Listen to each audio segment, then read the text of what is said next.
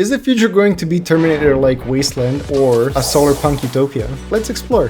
One is the future where we, humans, fight for limited resources against each other and the machines. And the machines are clearly winning. They don't need to eat or sleep, they don't feel pain or care for their life, they can just back up on cloud and restore into the fresh hardware. And they don't fight each other. The other is where AI helps us solve the hard problems that we are either too weak or too dumb to solve, which leads to abundance of renewable resources for everyone. And we can finally rise above our differences and live in harmony. With AI as our sidekick, confronting the final boss, the harsh darkness and threats of the deep space. And no, I don't mean aliens, they are our future allies in this fight for survival of life and light of consciousness. There are some indications that we've been trending towards the betterment of society all along. So which one is it going to be? Should you be scared or excited? Let's explore. First reason to be scared: job loss. As AI technology improves, it may replace some jobs humans used to do. This can lead to unemployment and potentially increasing economic inequality. It used to be that technology affected manual labor, blue-collar or lower-tier jobs, but with the latest advancements in AI, like ChatGPT, Stable Diffusion, and the rest of the gang, it feels like no industry is safe. Automation already removed people from production lines, leading to job loss. But it also led to higher productivity, higher precision, higher quality, lower prices, and humans that used to work production lines moved to higher level tasks such as designing new products and designing machines that make them. The way things are going, in most cases, you won't be replaced by AI, you'll be replaced by humans using AI. And there's still time to learn how to use it to your advantage.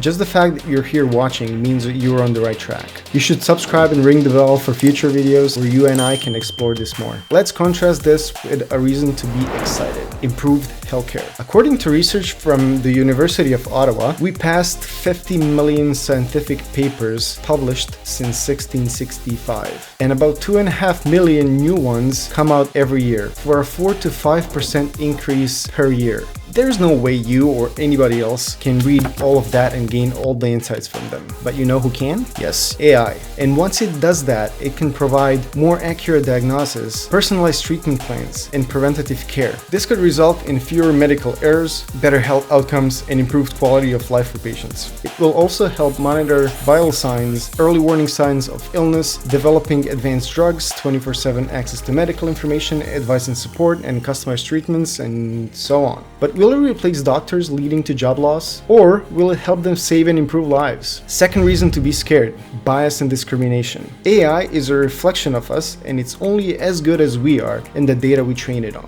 Bias and discrimination are of particular concern when it comes to things like hiring, landing, and law enforcement. If data AI systems are trained on are biased, AI will follow suit. That can mean that a system for screening job candidates could pick up certain historical data, such as educational background, and exclude applicants based on it, even if it's not necessary. The real reason for such data can be, for example, that a lot of people with such background apply for this job, therefore they get hired more too. A particularly concerning aspect of AI bias is that it can be challenging to identify and address. AI systems can be opaque and complex. This makes it difficult to understand how they arrive at their decisions or to identify bias in their training data. Even if bias is identified, it can be challenging to correct without reducing the system's accuracy. On the flip side, an AI system can, for example, analyze a large data set of patient information to identify disparities in health outcomes based on race, gender, or socioeconomic status. This information can be used to address those disparities in healthcare. Second reason to be excited: improved education. You have your preferred way of learning, and I have mine. Even if you don't know what your optimal learning style is, an AI tutor could figure it out through interacting with you, and then optimize materials it presents to you in a way that maximizes your learning rate. A full-fledged AI tutor might not be available yet, but you can already use ChatGPT with a prompt like this or this to guide you through your learning. Just make sure to consult reliable material, because ChatGPT can make stuff up in some situations. In addition to personalization and intelligent tutoring, AI systems could help teachers grade tests, quizzes, assignments. This one just provides students faster feedback. It will also reduce teachers' workload and allow them to train such AI teaching systems. It will give great teachers superpowers and scale to reach a lot more people in a lot more impactful way. By doing this, AI can help reduce some types of discrimination. With things like like speech recognition, text-to-speech, and computer vision, AI could help individuals with disabilities better navigate the world and participate in society. You can turn subtitles on, have them automatically translate everything to creation, for example. Third reason to be scared: autonomous weapons. With this, we're edging towards the Terminator scenario. When you're thinking of autonomous weapons, you're probably thinking of laws. What?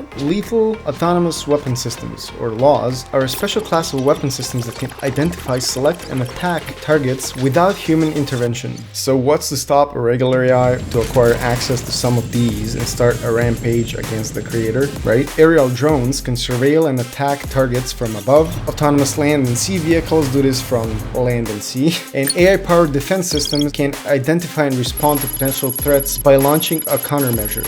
Robot soldiers, and suddenly we're sending Kyle back in time to save John Connor. Sitting in the other camp, you can argue that autonomous weapons could be more effective than human soldiers in some situations. They are more precise, and stress and fatigue does not affect them because they don't get tired. You could also argue that they'll be less likely to discriminate. They can be programmed to avoid civilians and other non-combatants and make more precise decisions. AI can already beat humans in all games, but then again, that sounds like a good reason not to make them fight us in real life. Autonomous systems can be good too. According to World Health Organization, around 1.35 million people die each year as a result of traffic accidents. Tesla has the most advanced autonomous driving system available right now. In Q3 2022, they reported one crash for every 6.26 million miles driven, and that crash was not necessarily fatal. In the meantime, drivers in other vehicles not using autopilot would have 9 or 10 crashes already.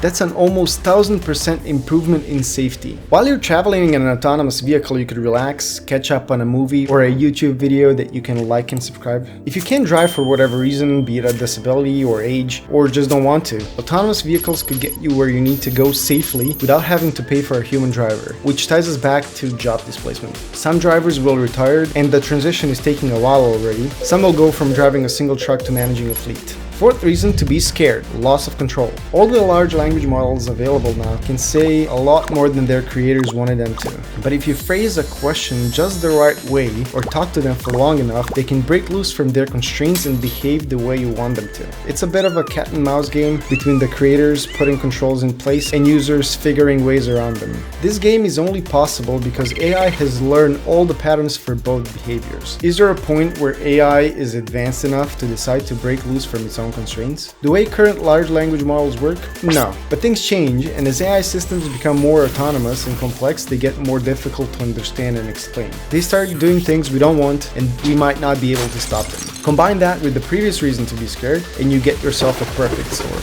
Fourth reason to be excited: climate change mitigation. AI will not roll up its sleeves and single-handedly solve one of the greatest issues of our time, but here are some ways it could help. In your smart home, it can cross-reference heating, cooling, and lighting usage with your needs and suggest a way to optimize energy usage. An AI-powered energy management system can analyze weather patterns and energy demand to determine the best times to deploy renewable energy sources such as solar panels and wind turbines. AI can balance energy supply and demand on smart grids, preventing overloading and blackouts. By monitoring satellite imagery, artificial intelligence can find patterns in weather changes to predict natural disasters and help prepare for the response. Or it could detect changes in land and sea use, such as deforestation or urbanization and their impact, or even make suggestions where or what to do that will have a positive effect. Fifth reason to be scared: superintelligence. ChatGPT already provides very convincing explanations for things that are just wrong. Given enough power and access, it might be able to persuade humans to do things that they otherwise wouldn't. This could flip the tables of who's in charge. This could be a good scenario, where humans are just pets to a superintelligence that is kind enough to let us live and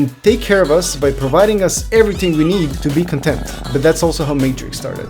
Fears of superintelligence feeds back into fears of loss of control and the so-called alignment problem, which refers to the challenge of ensuring that an AI system's objectives and behavior align with human values and ethics. A big part of it seems to be that we're making AI to mimic humans, and humans are flawed. They try to do the right things, but sometimes they succumb to their lower instincts. So by being afraid of a superintelligence that's made in our image, are we afraid of ourselves? AI is cool and all that, but what if it treats us the way we sometimes treat others and our environment? Fifth reason to be excited: space exploration. Space is vast and deadly. It can take lifetimes to get from one place to another. It takes light about 8 seconds to come from our sun to us, and most celestial bodies are further away than that, which makes real-time communication beyond the limits of our current knowledge. This means we can't directly control probes and robots we send into space. They need a degree of autonomy. That's where AI comes in. The stronger the AI, the further away they can go on their own without needing our input. Robots and drones can also go to places that are too dangerous for us to go. They can repair and maintain spacecrafts, conduct experiments in space, and collect samples. Once you're in space with them too, it will become apparent just how hostile space can be. AI can help by monitoring your health in real time, providing diagnostics, and responding to emergencies. Advancing technology for space exploration also leads to improving your life here on Earth. Some examples. NASA has been using solar panels since Vanguard 1. It was the first artificial satellite powered by solar cells. NASA funded the development of more efficient and affordable solar cells while it wasn't economical to use them for anything else. To supply astronauts with fresh water, NASA developed a water filtration system for the International Space Station that was adapted for use on Earth, particularly in developing countries where access to clean water is a major issue. Black & Decker developed a zero-impact wrench for NASA's Gemini project that spun bolts in zero gravity without spinning the astronauts. This was the first cordless power tool, and now you have a few in your garage too. But these are just a few from a very long list. It's not all said and done yet. We still steer this AI ship and have some influence over the outcome. Let me know in the comments below the like button. Where do you think we'll go? Is the future going to be terminated? Is the future... Ay, ay.